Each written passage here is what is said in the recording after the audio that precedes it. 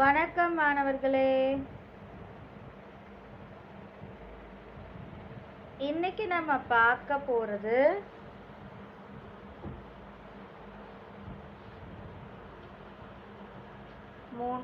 நான்காம் வகுப்பு பாடத்திட்டத்தில் இருக்கக்கூடிய பொருளுணர் திறன்.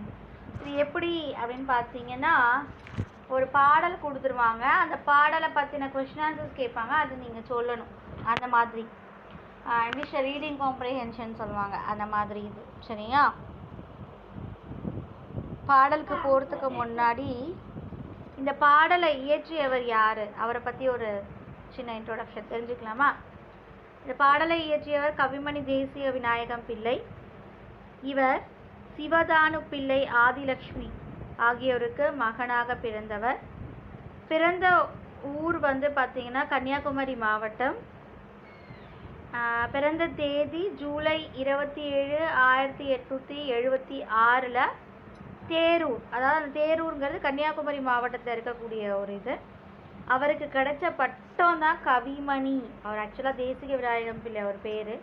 அவருக்கு கிடைச்ச பட்டத்தை சேர்த்து கவிமணி தேசிய விநாயகம் பிள்ளை அப்படின்னு தன்னோட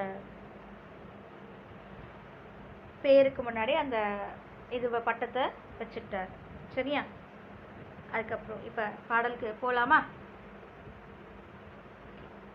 பாடலுக்கு போகிறதுக்கு முன்னாடி அந்த இன்ட்ரோடக்ஷன் பாருங்கள். கீழ்காணும் செய்யுளை படித்து பொருளை உணர்ந்து கொண்டு வினாக்களுக்கு விடையளிப்போம். இதெல்லாம் உங்களுக்கு ஹையர் கிளாஸில் போக போக வரும். சரியா? ஒரு பாடல் கொடுத்துட்டோ இல்லை ஒரு கதையை கொடுத்துட்டோ அதிலேருந்து கொஷின் ஆன்சர்ஸ் கேட்பாங்க. ஓகேவா? அதுக்கு தான் இதெல்லாம். சரி, பாடல் படிக்கலாமா? பாலைவனம் சோலைவனமாக வேண்டும். பாலைவனம்னா என்ன? டெசர்ட். அங்கே எதுவுமே ஒரு புல் பூச்சி கூட வளரவே வளராது. அப்படி இருக்கக்கூடிய பாலைவனமே சோலைவனமாக மாறணும். சோலைனா என்ன? நிறைய பூக்கள் இருக்கக்கூடிய, நிறைய பூக்கள் பூத்து தொங்கக்கூடிய, பழங்கள் காய்கள் இருக்கக்கூடிய சோலைவனமாக மாற வேண்டுமா? பசும் கிளிகள் அங்கிருந்து பாட வேண்டும். ஸோ அந்த சோலைவனத்தில் கிளிகள் உட்கார்ந்து அந்த கிளிகளும் பாடணும். சாலைகளில் பல தொழிலும் பெருக வேண்டும். கரெக்டு தான். நிறைய தொழில்கள் பெருகினா தானே மக்களோட வாழ்வு சிறக்கும், மக்களுக்கு ஒரு வாழ்வாதாரம் கிடைக்கும். சபைகளிலே தமிழ் எழுந்து முழங்க வேண்டும். அது நடக்க இன்னும் பல வருஷம் ஆகும் போல இருக்கு. இன்னும் நம்ம இங்கிலீஷ் தான் படிச்சுட்ருக்கோம். ஸோ அந்த சபைகளில், சட்ட சபைகளில் கூட தமிழெழுந்து முழங்க வேண்டும். சீலை உடை கதருடையாய் திகழ வேண்டும். சீலை உடைனா அந்த பாலிஸ்டர் அந்த மாதிரி இருக்கிறது எல்லாமே கதருடையா, எல்லாருமே கதர் உடுத்தணும். அதுதான் நம்ம நாட்டு ஆடை, அதை உடுத்திக்கணுமா? தேசபக்தி செழித்தோங்கி வளர வேண்டும். ஸோ நம்மளோட நாடு மேலே ஒரு பக்தி, நாட்டு மேலே ஒரு பக்தி இருக்கணுமா?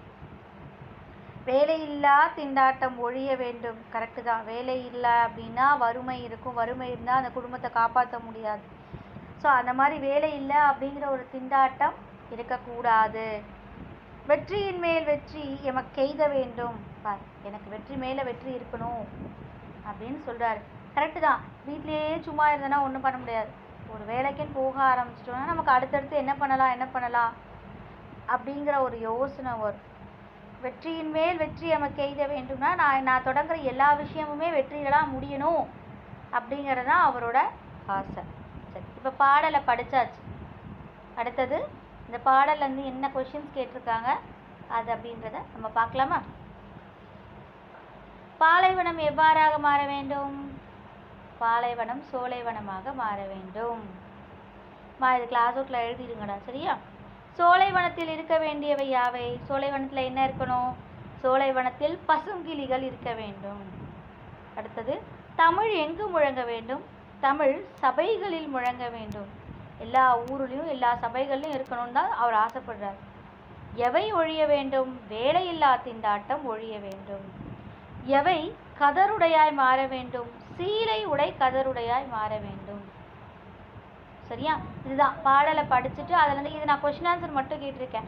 சில பாடல்களில் 1 மார்க்ஸ் கொடுப்பாங்க. 1 மார்க்ஸ் கொடுத்தா சூஸ் த பெஸ்ட் ஆன்சர் மாதிரியோ, சரியான விடையை தேர்ந்தெடுத்து எழுதுக, இல்லை நிரப்புக, அந்த மாதிரியெல்லாம் கொடுப்பாங்க. சரியா? ஸோ அப்போ அந்த பாடலை முழுசாக படிக்க தெரியணும். படிக்க தெரியணும்னா நம்ம தினமும் படிக்கணும். தினம் தமிழ் நியூஸ் பேப்பரோ இல்லை தமிழ் கதைகளோ தினம் படித்தாதான் தமிழ் படிக்க முடியும். ஓகேவா? நன்றிம்மா.